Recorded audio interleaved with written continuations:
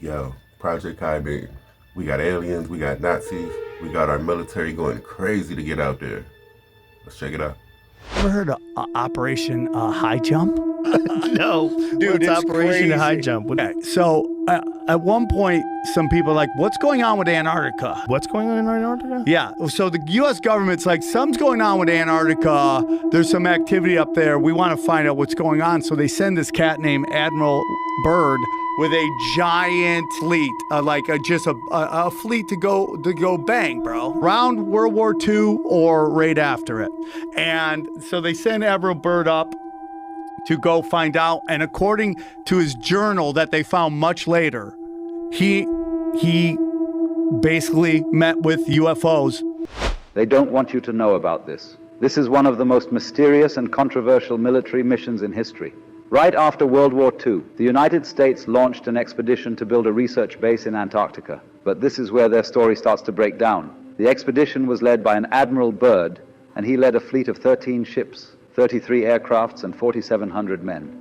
An unusually large force for a so-called peaceful research mission. Despite being planned for 6 months, the operation was abruptly cut short after just 8 weeks. So, what happened exactly? There are many documents outlining that the US was investigating German World War II bases in Antarctica. The Germans had established a fully functional base called Base 211, also known as New Berlin. At this location, the Germans had conducted research on advanced technologies and spacecraft such as the Haunebu. But it gets even crazier. According to Admiral Byrd's diary and accounts from his crew, on approach to New Berlin, they encountered a flying disc which guided them towards an opening. The opening... Pause, hold up. You telling me Admiral Byrd rounded up all those people, military vehicles and hoeing, and darted out to Antarctica to end after 8 weeks? Come on, gang. What is that? According to Admiral Byrd's diary, he fuels up for a flight early in the morning. The weather is clear and mechanically the plane checks out. At 8:15, at an altitude of 2,300 feet, he checks in. 0815 hours. Radio check with base camp. Situation normal. At 10 after 9, he notices a color pattern in the snow. Nothing extreme, but he circles the area to get a closer look. He makes visual contact with camp and radios in his findings. Then, his instruments start to act strange.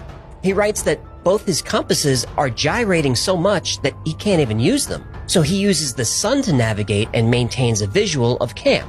He reports that his controls are feeling sluggish. He's concerned about the wings icing up. There's a little ice, but no indication of a problem, so he continues flying toward what he perceives as a mountain range. 0949 hours. 29 minutes elapsed flight time from the first sighting of the mountains. It is no illusion. They are mountains and consisting of a small range that I have never seen before.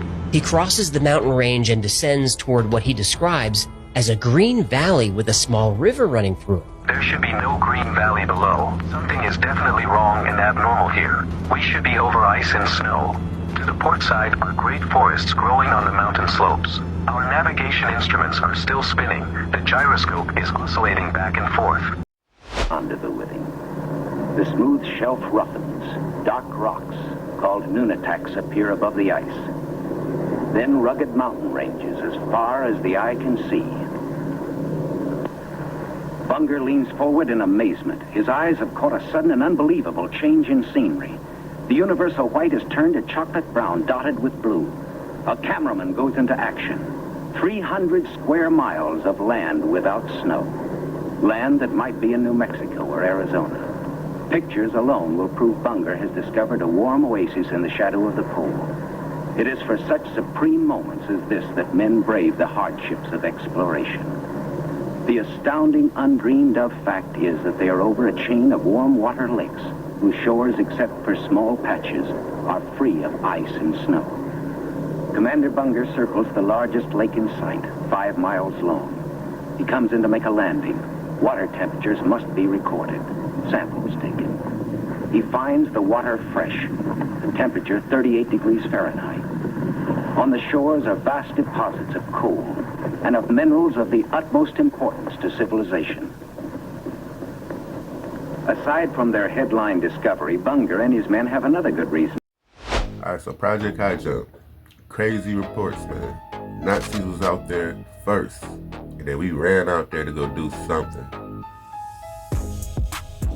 I just dived into this like 2 days ago. I don't know too much, but if you know something, let me know.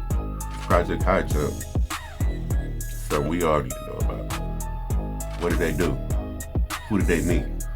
What's good? Hey, keep looking up. Let's go.